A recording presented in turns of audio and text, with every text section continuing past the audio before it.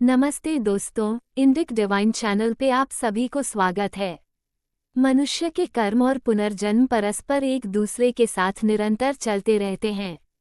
सूक्ष्म शरीर को धारण किए हुए आत्मा का स्थूल शरीर के साथ बार बार संबंध टूटने और बनने को पुनर्जन्म कहते हैं, और इसका उत्तर जन्म के उत्तर में ही छिपा हुआ है।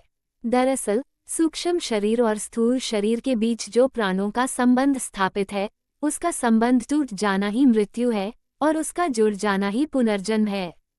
शास्त्रों में कहा गया है कि जिसका जन्म हुआ है उसकी मृत्यु भी निश्चित है। देव, मनुष्य, पशु, पक्षी सभी की मृत्यु निश्चित है। मृत्यु और मृत्यु के बाद पुनर्जन्म की बातें हम अक्सर सुनते आ रहे हैं, लेकिन क्या सच में मृत्यु के बाद आत्मा का पुनर्जन्म होता है और क्या सभी आत्माओं का पुनर्जन्म होता है?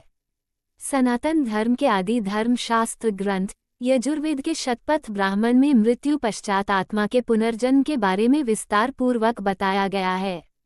उपनिषदों में भी कहा गया है कि एक क्षण से भी कम समय या अधिकतम 30 सेकंड में आत्मा शरीर को छोड़ दूसरे शरीर को धारण कर लेती है।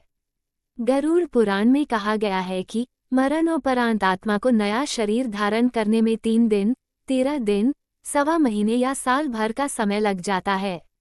जो आत्माएं नए शरीर को धारण नहीं करती, वह पितृलोक और स्वर्गलोक चली जाती है या भटकती है। दोस्तों, शास्त्रों के अनुसार सभी आत्माएं पुनर्जन्म नहीं ले पाती हैं। कुछ विशेष आत्माओं का ही पुनर्जन्म होता है।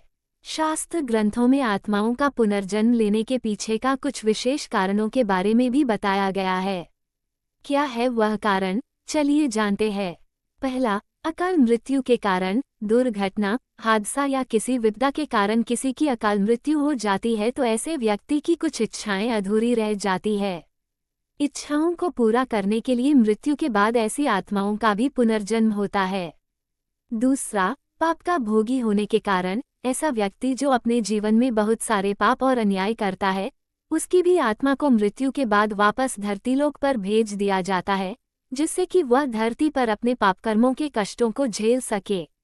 तीसरा, बदला लेने के लिए। ऐसा मनुष्य जिसके साथ जीवन में बहुत अन्याय हुआ हो और इस कारण उसकी मृत्यु हो गई हो, तो ऐसे में प्रतिकार या बदला लेने के लिए आत्मा का पुनर्जन्म होता है। चौथा, पुण्य कर्म भोगने के लिए। जो व्यक्ति अपने जीवन में हमेशा पुण्य कर्म करता है, मृत्यु के बाद उसकी आत्मा का भी पुनर्जन्म होता है। ऐसी आत्माएं पुण्य फल को भोगने के लिए जन्म लेती हैं। पांचवा, दिव्य पुरुष की आत्मा का पुनर्जन्म। कभी कभी भगवान मनुष्य के कल्याण के लिए किसी ऋषि, महात्मा या दिव्य पुरुष की आत्मा को वापस पृथ्वीलोक भेज देते हैं। छठा, पुण्यों का फल समाप्त हो जाने पर।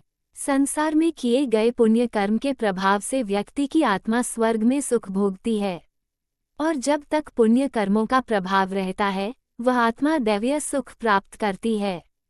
जब पुण्य कर्मों का प्रभाव खत्म हो जाता है, तो उसे पुनः जन्म लेना होता है।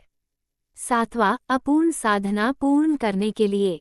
कभी कभी किसी मनुष्य की मृत्यु जल्दी हो जाती है और उसकी कोई तपस्या या साधना अपूर्ण रह जाती है, तो उसे पूर्ण करने के लिए उसका पुनर्जन्म होता है। आठवां, उपकार का प्रतिफल चुकाने के लिए। कभी कभी किसी भले मनुष्य द्वारा किए गए उपकार का प्रतिफल चुकाने के लिए, यानी कि ऋणानुबंध होने के कारण भी आत्मा का पुनर्जन्म होता है।